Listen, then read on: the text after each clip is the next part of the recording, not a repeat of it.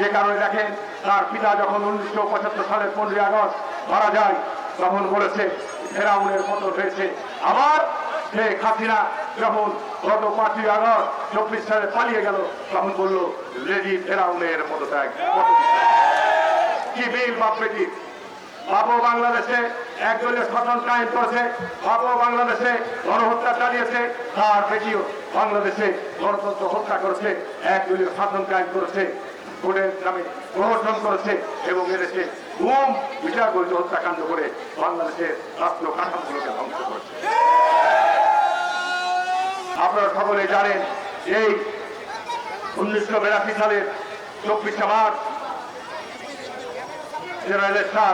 বিএনপির নির্বাচিত সরকারকে ক্ষমতাচ্যুত করে আপনার রাষ্ট্র ক্ষমতা দখল করলেন অন্যায়ভাবে, বেআইনিভাবে। তার বিরুদ্ধে আমরা লড়াই শুরু করলাম, আন্দোলন শুরু করলাম। এরশাদের বিরুদ্ধে অন্যায়ভাবে ক্ষমতা দখল করার, গণতন্ত্র হত্যা করার ব্যাপারে আমরা সংগ্রাম শুরু করলাম। দীর্ঘ 9 বছর লড়াই করেছি। ওই লড়াই সংগ্রামে আপনার জামাত ইসলাম ছিল, ওই লড়াই সংগ্রামে আওয়ামী লীগও ছিল, ওই লড়াই সংগ্রামে বিএনপি সাবলীল জোটও ছিল। ইতিহাসের অংশগুলো বলছি এই সংক্ষিপ্ত এই কারণেই যাচ্ছে বাংলাদেশ একটা দুর্যোগময় সময় আমরা পার করছি।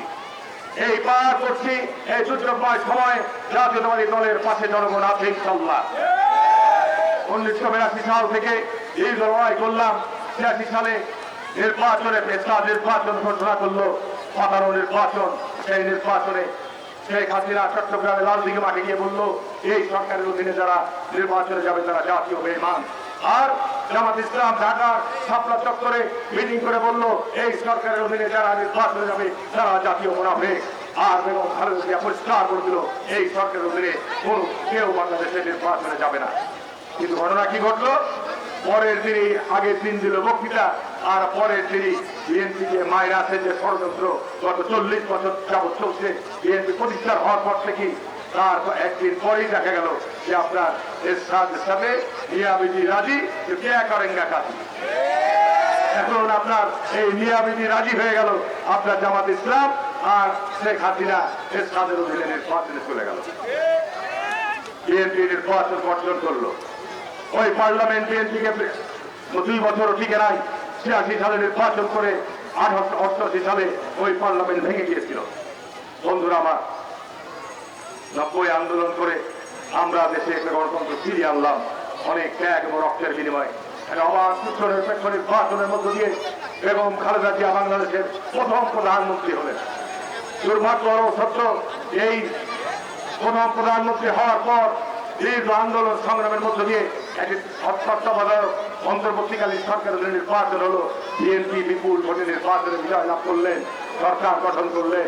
কিন্তু আমাদের দুর্ভাগ্য 2 বছর যেতে না যেতেই আবার ওই 9 বছর যাদের বিরুদ্ধে আমরা আন্দোলন করলাম তাদের সাথে আবার ওই জামাত ইসলাম, আবার আপনার আওয়ামী লীগ, আবার জাতীয় পার্টি একত্রিত হয়ে পার্লামেন্ট থেকে পদত্যাগ করে আবার দেশে 172 দিন হরতাল করলো। 172 দিন হরতাল করলো।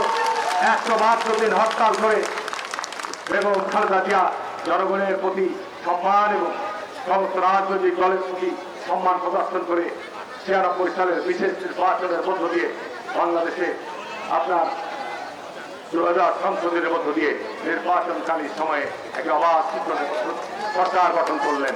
বন্ধুরা আমার, আমি শুধু এইটুকু জন্যই বললাম যে দেখেন আজকে এই অবাধ সুষ্ঠ নিরপেক্ষ নির্বাচনের মধ্য দিয়ে সরকার গঠন করে ক্ষমতায় আসলো ষড়যন্ত্র চক্রান্তের মধ্যে দিয়ে আওয়ামী লীগ এককভাবে আসে নাই, সর্বদলীয়ভাবে আওয়ামী লীগ ক্ষমতায় এসে বাংলাদেশের আবার গণতন্ত্রকে হত্যা করল।